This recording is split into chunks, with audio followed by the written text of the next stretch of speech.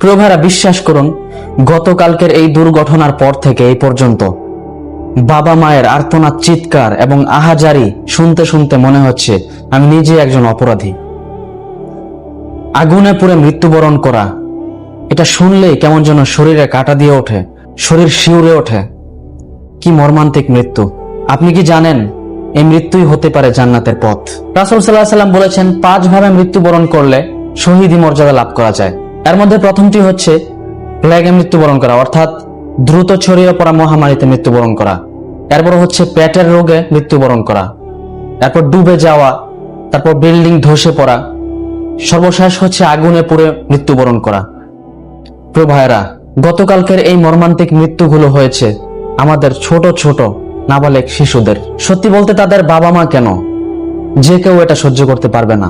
গতকালকের চিত্র দেখে যে কোনো পাথর হৃদয় গলে যেতে বাধ্য হবে। মহান আল্লাহ তাআলা আমাদের দেশকে, আমাদের দেশের মানুষের উপর অনেক বড় বড় পরীক্ষা নিচ্ছেন। আমরা যেন সেই পরীক্ষায় উত্তীর্ণ হতে পারি, মহান আল্লাহ তাআলা সন্তুষ্টি যেন অর্জন করতে পারি, সবসময় সেই চিন্তা করতে হবে। আল্লাহ আমাদের তৌফিক দান করুন।